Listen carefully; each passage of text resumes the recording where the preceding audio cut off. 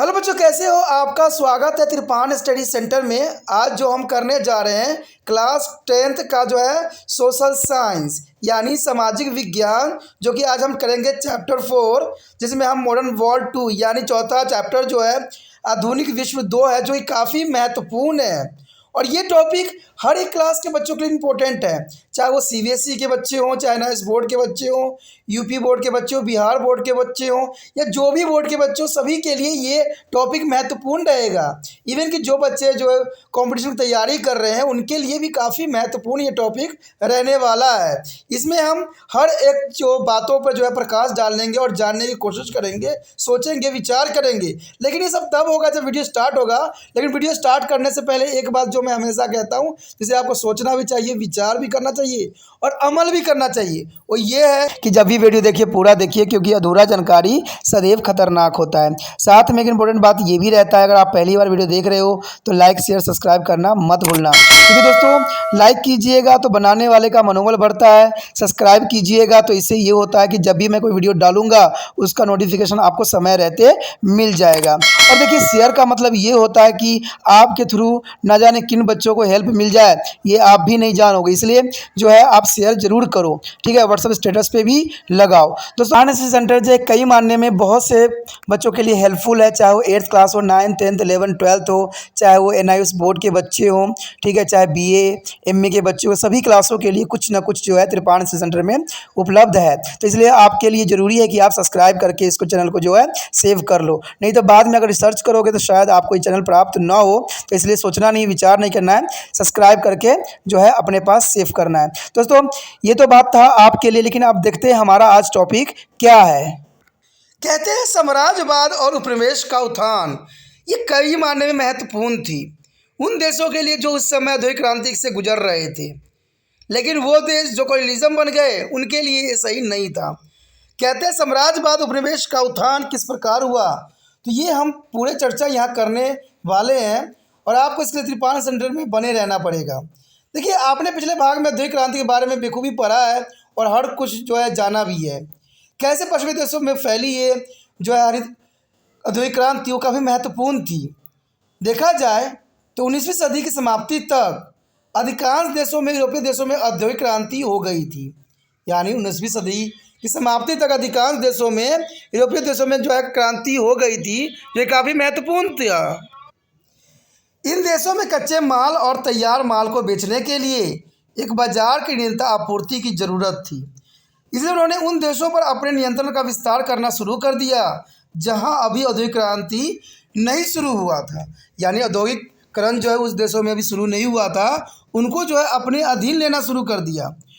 पूंजीपतियों को अब जो है अपनी अधिशेष पूंजी निवेश के लिए नए स्थानों और नए उद्योगों की आवश्यकता थी, क्योंकि उनके अपने देश व उनके पड़ोसी इलाकों से उनकी ज़रूरत पूरी नहीं हो सकती थी, या किसी दूसरे देशों के राजनीतिक और आर्थिक जीवन पर नियंत्रण और शासन के विस्तार देने की इस प्रक्रिया को साम्राज्यवाद के रूप में माना जाता है। तो आप समझ सकते हो कि साम्राज्यवाद क्या होता है। किसी देश पे जो है, देखिए इंग्लैंड जो है उनके पास, ब्रिटिश के पास सारे मशीन थे, लेकिन रॉ मटेरियल नहीं था, और रॉ मटेरियल उनको सस्ते में चाहिए था, और सस्ते में चाहिए था तो वो क्या किए, सभी देशों को जो है अपना गुलाम बनाए, और गुलाम बना के वो चीज़ों को उन्होंने पैदावार वहाँ करवाया जो उनके जो है औद्योगिक क्रांति के लिए महत्वपूर्ण थी। तो इसी को ही जो है साम्राज्यवाद के रूप में हम जानते हैं कि अपनी आर्थिक आवश्यकताओं को पूरा करने के लिए वो दूसरे के जीवन पर जो है नियंत्रण करके अपने जो प्रक्रिया शुरू करते हैं, उसी को ही साम्राज्यवाद कहते हैं। यह सैन्य या अन्य संसाधनों के माध्यम से भी किया जा सकता है। यानी सैन्य या अन्य संसाधनों के माध्यम से भी ये कार्य किया जा सकता है। उपनिवेशवाद का अर्थ है कॉलोनियों पर कब्जा और उन्हें अपने विजय अधीन करना, चाहे युद्ध द्वारा या अन्य किसी साधन से। तो उपनिवेश का मतलब आप समझ गए होंगे कि दूसरे देश पर जो है अपना अधिकार कर लें, या किसी कॉलोनी पे अपना जो है दबदबा स्थापित करना, चाहे उसके लिए वो युद्ध करे, चाहे वो चापलूसी का उपयोग करे, कुछ भी करके जो है उन पर अधिकार करने के ही उपनिवेशवाद कहते हैं। कच्चे माल बाजार और पूंजी के निवेश के लिए साम्राज्यवादी देशों को अपने देश से बाहर भूमि को जीत के लिए प्रेरित करने के लिए नए स्थानों की ज़रूरत थी, कहते हैं साम्राज्यवाद की मुख्य विशेषता सैन्य विजय और राजनीतिक शासन के माध्यम से एक समाजवादी राष्ट्र द्वारा किसी अन्य विधि द्वारा कॉलोनियों की आर्थिक प्रभुता पर अधिकार कर लेना। तो ये भी बात आप समझ में आ गए होगा कि जो कॉलोनी पे होता है, कोई दूसरे राज्य राजनीतिक शासन अपना साम्राज्यवादी का इफेक्ट डाल के उनके कॉलोनी पर आर्थिक प्रभुता पर जो है अधिकार कर ले, यानी वो सारे के सारे उनसे कर्ज लेने के लिए विवश हो जाए। आज यही कार्य अमेरिका कर रहा है, सभी देशों को जो है आर्थिक मदद देता है, पैसे देता है, और बाद में देखना जब समय वो आएगा जब वो सारे से पैसे मांगेगा और फिर उसकी हालत दयनीय हो जाएगा। जैसे कुछ दिन पहले आपने श्रीलंका का हाल देखा था, इन्होंने चाइना से जितना कर्जा लिया था और एकाएक जो है श्रीलंका से जो है सारे पैसे मांग कर लिया चाइना ने। तो आपने देखा ही होगा कि इकोनॉमिकल क्राइसिस किस प्रकार की वहाँ थी और कैसी दशा हो गई थी। तो यही बात अभी सभी देश जो है इसी मकसद से आगे बढ़ रहे हैं। उपनिवेश के धन और संसाधन का साम्राज्यवादी देशों के लिए निष्कर्षण हुआ है। कॉलोनियों के हित साम्राज्यवादी देशों के हितों के अधीन थे, यानी कॉलोनियों के हित जो थे साम्राज्यवाद देश के हितों के अधीन थे। और वह देश जो दूसरी भूमि के लिए जो है युद्ध लड़ता एवं देश साम्राज्यवाद देश कहलाता है। यानी वह देश जो दूसरी भूमि के लिए युद्ध लड़ता है, यानी दूसरी भूमि के लिए युद्ध लड़ता है, वह देश साम्राज्यवाद देश कहलाता है। यानी दूसरे भूमि को अपने अधिकार में करने के लिए जो लड़ाई लड़ी जाती है उसी को ही साम्राज्यवाद कहते हैं। जिस देश के लिए संघर्ष होता है वह उपनिवेश कहलाता है। देखिए ये बात इंपॉर्टेंट है, इसको हम साधारण शब्दों में जानने की कोशिश करें। देखिए साम्राज्यवाद यानी इंग्लैंड यानी ब्रिटिश के कह सकते हो, जिसने किसको उपनिवेश बनाया? भारत को। यानी ब्रिटिश ने भारत को उपनिवेश बनाया। तो साम्राज्यवादी विचारधारा किसकी थी? ब्रिटिश की। और हम जो थे भारत वाले वो उनके लिए उपनिवेश बना दिए, हमारा देश उपनिवेश बन गया। ठीक है, तो आप समझ गए होंगे साम्राज्यवादी देश कहलाता किसको है? जो दूसरे भूमि को अपने अधीन करना चाहते हैं उसके हम साम्राज्यवादी कहते हैं। और जो देश इस संघर्ष युद्ध के कारण हार जाते हैं और वो अपना दास्ता स्वीकार कर लेते हैं उसे उपनिवेश कहलाता है। जैसे भारत को भी ब्रिटेन ने जो है उपनिवेश बनाया था। और देखा जाए तो 19वीं सदी के अंत तक एशिया और अफ्रीका के लगभग सभी देशों को एक नए यूरोपीय देशों को नियंत्रण में थी। तो ये काफ़ी महत्वपूर्ण है। उस समय एक लहर सी उठी हुई थी, 19वीं शताब्दी में एक लहर उठी हुई थी कि हर देश जो है दूसरे देशों पर कब्जा करने के फिरात में था। और इवन ये आज भी देखने को मिल रहा है। आप यूक्रेन के युद्ध तो आप जानते ही होंगे, इस युद्ध का कोई भी वास्तविक अर्थ नहीं है, सिर्फ एक ज़मीन के टुकड़े के लिए जो है ये लोग लड़ रहे हैं और अपना जो है वर्चस्व स्थापित करने के होड़ में लगे हुए हैं। इवन कि अमेरिका ने अपने आप को अलग थलग रखा था, लेकिन अमेरिका को पता है कि उनको तो कुछ जगह चाहिए, कुछ एरिया चाहिए, इसलिए अमेरिका भी इसमें कूद गया। और देखिए ये युद्ध कितने सालों तक चलेगा इसका कोई भी यहाँ पर अंदाज़ा लगाना संभव नहीं है। और कितने जान मान की हानि होगी इसका तो आप कल्पना भी नहीं कर सकते हो। आप क्यों सोचते हैं कि औद्योगिक देशों ने एशिया और अफ्रीका को अपने प्रभुता का विस्तार करने के लिए चुना था? आखिर औद्योगिक देश ने एशिया और अफ्रीका को ही अपना प्रभुता का विस्तार करने के लिए क्यों चुना? ये बहुत बड़ा प्रश्न चिन्ह यहाँ उठ रहा है। इसका यह था क्योंकि ये देश संसाधनों से समृद्ध थे। देखिए किसी भी देश में अगर संसाधन है तो लोग उस देश को काफ़ी महत्वपूर्ण मानते हैं। इवन कि अगर आप देखिएगा तो इंडिया में संसाधनों की भरमार है जिसको हमें अभी आज तक नॉलेज नहीं है। इसलिए हर कोई देश जो है भारत को उपनिवेश बनाना चाहता है, चाहे वो किसी भी रूप में हो सकता है।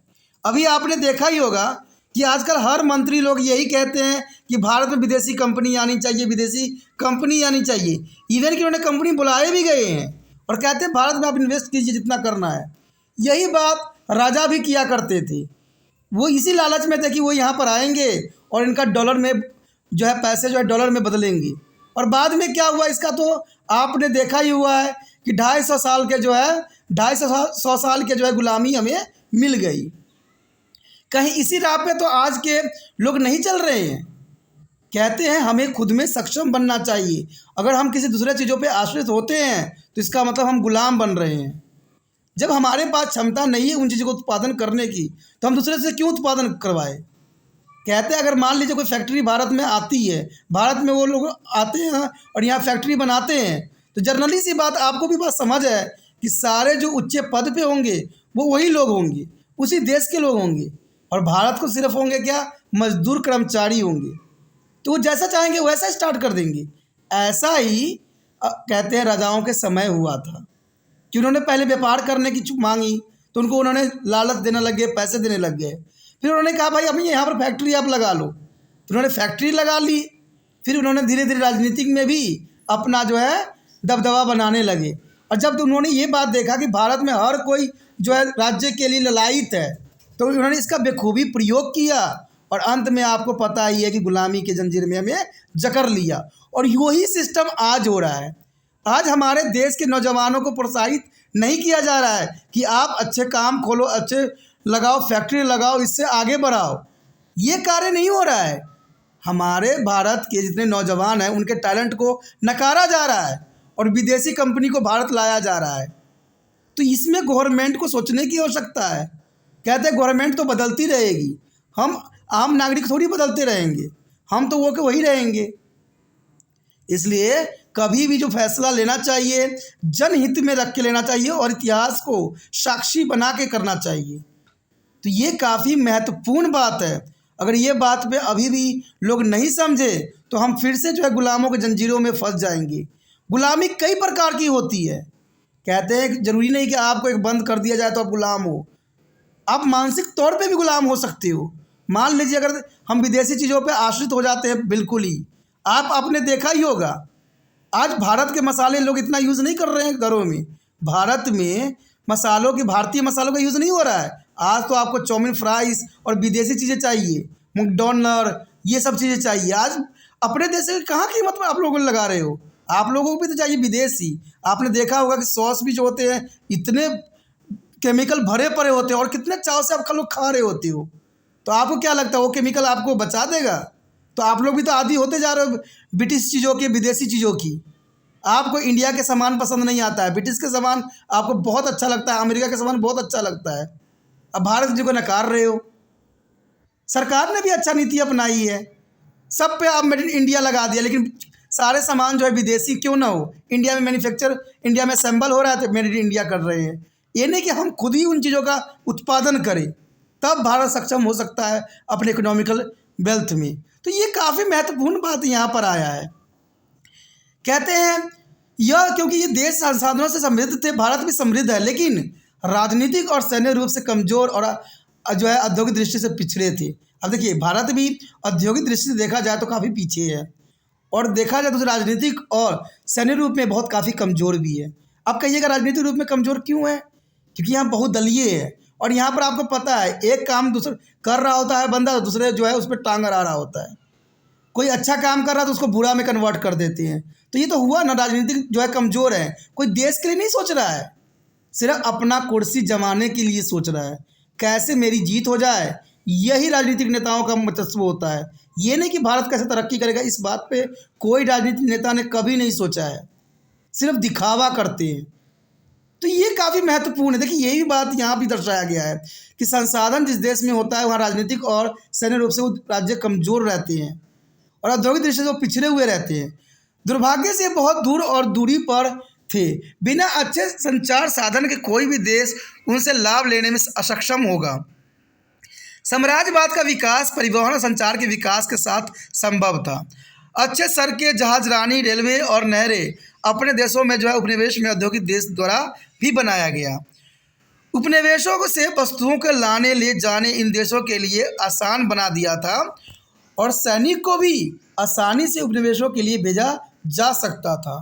कहते हैं टेलीग्राफ और टेलीफोन के विकास के साथ संदेश आसानी से भेजे जा सकते थे। अब लगभग हर देश जो है साम्राज्यवादी देशों की पहुंच से भीतर आ गए थे। तो ये काफ़ी महत्वपूर्ण बात यहाँ थी। उसके पश्चात था चरम राष्ट्रवाद या साम्राज्यवाद के विस्तार में एक प्रमुख शक्ति बन गया था। यानी राष्ट्रवाद साम्राज्यवाद के विस्तार में, राष्ट्रवाद साम्राज्यवाद के विकास में प्रमुख शक्ति होती है, इसमें कोई दो राय नहीं है। कहते प्रतिष्ठा, गौरव और महिमा के लिए इटली और जर्मनी जैसे कुछ देशों ने दूसरे को भी भूमि पर विजय प्राप्त की। आज हर देश जो है अपने आप को प्रतिष्ठा, गौरव और महिमा के लिए जो है दूसरे देशों को जो है अपना गुलाम बना रहा है कि हम बहुत काफ़ी सक्षम हैं। और इस समय तो यूरोप में नस्लीय श्रेष्ठता की भावना विकसित की थी। एशिया और अफ्रीका के लोगों के बिछड़े के रूप में माना जाता था, क्योंकि अफ्रीका आपको पता है बहुत ही गरीब देश है और बिछड़ी हुई है काफ़ी। उनके मुताबिक सफ़ेद आदमी पर है कि वह पिछड़े लोगों के सभ्य बनाएं, और इन देशों के जीत इनमें ईसाई धर्म फैलाना और इनमें जो है आत्मज्ञान लाना अपना कर्तव्य समझते थे। और इस भावना ने इस भूमि की विजय के लिए एक सैनिक स्वच्छत्य और प्रदान किया, जो कि काफ़ी महत्वपूर्ण था। यह मुश्किल नहीं था कि साहसी और खोजकर्ता के रूप में विजय भूमि के लिए गोरों के बीच एक अच्छा जो इच्छा को उकसाने में महत्वपूर्ण भूमिका निभाई। कहते हैं दूर दराज क्षेत्रों में खोजी भूमि के धन और संसाधनों का जो है विषय में मूल्यवान जानकारी का वे वापस आकार वर्णन करते थे, यानी वो आपस आकर उसके बारे में वर्णन करते थे जो उन्हें पहले भूमि मिलती थी, और उनके संसाधन के बारे में भी वहाँ के लोगों को परिचित करवाते थे। क्या आप Christopher Columbus, Vasco da Gama, Francis Bacon जैसे कई खोजकर्ताओं को पढ़े भी या नाम भी याद है? तो आपको पता है ना, ये लोग दूसरे देशों में गए, वहाँ के भूमियों को खोजे, वहाँ संसाधनों के बारे में जाने और अपने देश में बता के उनको जो है वहाँ से व्यापार किए। तो ये जर्नली बात थी। वास्को डी गामा भी भारत जब आया था तो उसने भी बहुत मुनाफा कमाया था, इसमें कोई दो राय नहीं है। उसके पश्चात था अफ्रीका में साम्राज्यवाद। क्या आप जानते हैं कि एक समय था जब अफ्रीका को एक अंधकार महाद्वीप के रूप में जाना जाता था? ये बहुत काफ़ी महत्वपूर्ण बात थी। बहुत कम जानकारी इस महाद्वीप के बारे में किसी को उपलब्ध थी, और कहते हैं मशीनरियों और खोजकर्ता जो है अंदरूनी भाग में जाने वाले पहले व्यक्ति थे।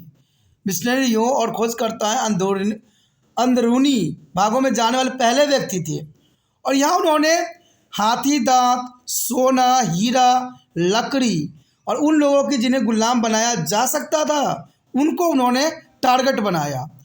अफ्रीका की भी कमज़ोर राजनीतिक प्रणाली और एक पिछड़ी अर्थव्यवस्था और समाज के साथ साथ कमज़ोर सेनाएं भी थी। देखिए, कोई भी देश को गुलाम बनने और कोई भी देश को बर्बाद होने के लिए कमज़ोर राजनीतिक प्रणाली होती है और पिछड़ी अर्थव्यवस्था होती है। कोई भी देश इन्हीं कारणों से जो है दूसरे देशों को गुलाम बनते हैं, इसमें कोई दो राय नहीं है। और दूसरी बात है अपने लोगों की ताकत न पहचानना, ये सबसे बड़ी बेवकूफ़ी होती है किसी भी राष्ट्र के लिए। यूरोपीय देशों के बीच एक प्रतियोगिता शुरू हो गई, शक्ति और प्रतिष्ठा बढ़ाने के साथ ही कच्चे माल उनके विनिमय वस्तु के लिए बाजार प्राप्त करने की। अब देखिए, हर देश का एक ही बात थी कि वह अपनी शक्ति और प्रतिष्ठा कैसे बढ़ाए, और शक्ति प्रतिष्ठा तब बढ़ सकती थी जब उनके पास कच्चे माल हो सकते होते, क्योंकि कच्चे माल से जो है वो वस्तु विनिमय कर सकते थे। और दूसरी ओर यूरोप के पास तकनीकी रूप से उन्नत हथियार थे जिससे उन्होंने अपने विजय अभियान में मदद मिली, यानी यूरोपों के पास काफ़ी तक जो है उन्नत हथियार थे, जिसमें वजह से वो सभी देशों पर जो है अपना कब्जा जमाने में सफल हो गए। 1875 तक अफ्रीका में यूरोपीय अधिपत तटों के पास व्यापारी और वाणिज्यिक केंद्र को कुछ छोटी बस्तियों तक सीमित था, यानी 1875 तक छोटी छोटी जो है बस्तियां बनाई गई थी। लेकिन देखा जाए 1880 से लेकर 1910 के बीच पूरे अफ्रीका जो है गोरे के बीच में विभाजित हो गया, यानी वहाँ पर बहुत से जो है इंग्लैंड के लोग चले गए। अफ्रीका और उसके लोगों से संबंधित सभी महत्वपूर्ण निर्णय लंदन, पेरिस, ओस्लो और अन्य यूरोपीय राजधानियों के सम्मेलन की मेज पर अगले 50 वर्ष तक लिया जाता था। अब देखिए, ये भी बहुत काफ़ी महत्वपूर्ण बात है कि देश अफ्रीका है और इसका निर्णय जो है लंदन, पेरिस और लिमियस ले रहा है। तो जनरल सी बात है कि गुलाम देश है, उनके देश में राजनीतिक क्षमता अच्छी नहीं है, जिसकी वजह से जो है दूसरे देश उनके लिए फैसला लिया जा रहा है, और ये 50 वर्षों तक ऐसा ही चला। फ्रांस ने उत्तर पश्चिमी अफ्रीका में एक विशाल साम्राज्य का अधिग्रहण किया, यानी फ्रांस ने उत्तर और पश्चिमी अफ्रीका में एक विशाल साम्राज्य का अधिग्रहण कर लिया था। और जो है अल्जीरिया, ट्यूनीशिया, मार्को, जो आइवरी कोस्ट एंड जो है हेडोमी, पश्चिमी अफ्रीका में माली और अन्य क्षेत्रों में फ्रांसीसी शासन के अधीन आए। सबके सब जो थे फ्रांसीसी शासन के अधीन हो गए। ब्रिटेन ने जो है गवान लिया, Sierra Leone, Gold and Coast, Nigeria, दक्षिण अफ्रीका, रोडोसिया, युगांडा, केन्या, मिस्र, सूडान और इजराइलिया और सोमालिलैंड का कुछ हिस्सा और सीरिया पर शासन किया। कहते हैं जर्मनी के दक्षिण पश्चिमी तंजानिया, टोगोलैंड और कैमरून पर शासन भी किया। जब तक भी जो है विश्व युद्ध में जर्मन न हारा, जो है प्रथम विश्व युद्ध जो है 1914 को शुरू में केवल 2 स्वतंत्र देश अफ्रीका और लाइबेरिया और जो है इथोपिया के शेष बचे थे। यानी 1914 में देखा जाए तो प्रथम विश्व युद्ध लड़ा गया था, जिसके विषय में हम आगे पढ़ेंगे और पूरी जानकारी लेंगे। कहते हैं देखा जाए तो 2 स्वतंत्र देश उस समय थे, सिर्फ अफ्रीका, लाइबेरिया और इथोपिया ही शेष बच गए थे। बाकी सभी देश जो थे इसमें कूद पड़ा था। इवन कि भारत भी 1914 के युद्ध में सम्मिलित था, लेकिन इथोपिया इटली द्वारा 1935 में लिया गया था। यानी इथोपिया जो है इटली द्वारा 1935 में हथियाया गया था। साम्राज्यवाद के बारे में एक दिलचस्प विशेष अफ्रीका में गुलाम व्यापार भी था। यानी देखा जाए तो अफ्रीका में गुलाम व्यापार होते थे, यानी लोग जो होते थे गुलाम बना के उनको व्यापार किया जाता था। और यूरोपीय लोगों ने अफ्रीका से दास को आयात करके अमेरिका के अपने प्रदेश में बगानों पर काम भी करवाया। यानी अफ्रीका के जो दास बनाते थे और उनको अमेरिका भेज दिया जाता था बगानों में काम करने के लिए। पुर्तगाली की राजधानी लिस्बन में एक न्यायिक रूप से गुलाम बाजार था। ये भी बहुत काफ़ी महत्वपूर्ण है कि पुर्तगाल की राजधानी जो है लिस्बन में एक नियमित रूप से गुलाम बाजार था, जिसे गुलामों के लिए ही जाना जाता था। और 15वीं से लेकर 18वीं शताब्दी के बीच लगभग 15 लाख अफ्रीकी कब्जे में लिए गए दास के रूप में बेचे गए। 15 लाख दासों को बेचा गया, जो कि काफ़ी महत्वपूर्ण था। और ये समय काल था 15वीं शताब्दी से लेकर 18वीं शताब्दी तक, जो कि काफ़ी महत्वपूर्ण है। उसके पश्चात था एशिया में साम्राज्यवाद का उदय। आखिर एशिया में साम्राज्यवाद का उदय किस प्रकार हुआ? तो कहते हैं अफ्रीका की तरह एशिया में भी यूरोपीय लोगों ने उपनिवेश बनाने शुरू कर दिए। अफ्रीका की तरह एशिया में भी यूरोपीय लोगों ने उपनिवेश बनाने शुरू कर दिए। कहते हैं एक का देखा दूसरा ने किया। ब्रिटिश और फ्रांस जैसे समृद्ध देशों में जो है पुर्तगाल और हालैंड की तरह नहीं व्यापार नहीं किया। देखिए पुर्तगाल और हालैंड की तरह उन्होंने व्यापार नहीं किया, लेकिन फिर भी अफ्रीका की तरह ही एशिया में भी गुलामी बंद शुरू हो गया, जिन्हें अंततः भारत से बाहर फेंक दिया गया। जल्द ही अंग्रेज और फ्रेंच कंपनियों ने यहाँ बस्तियाँ बनानी शुरू कर दी और 1763 में ब्रिटिश ने भारत में फ्रेंच प्रभाव कम किया और देखा जाए तो यहाँ अपने नियंत्रण की स्थापना भी किया। अगले पार्ट में हम भारत में ब्रिटिश शासन के बारे में और अधिक से हम जानकारी प्राप्त करेंगे और हर एक विषय पर जानेंगे। कहते हैं जापान और चीन जैसे देशों ने अपने पारंपरिक तरीकों में उनके विश्वास की वजह से पश्चिमी संस्कृति और जीवन के तरीकों को स्वीकार करने से इनकार कर दिया। यानी देशों ने अपने पारंपरिक तरीकों से उनके विश्वास और वजह को पश्चिमी संस्कृति और जीवन के तरीकों को स्वीकार करने से साफ इनकार कर दिया। और बक्सर विद्रोह और अफीम युद्धों ने जो है औद्योगिक देशों के चीन में शामिल करने शक्ति दे दी। यानी विद्रोह और अफीम युद्ध ने जो है काफ़ी महत्वपूर्ण योगदान दिया और धीरे धीरे उन्होंने औद्योगिकरण और पश्चिमी प्रभाव को स्वीकार कर लिया। इसके बारे में हम आगे पढ़ेंगे और पूरा जानेंगे।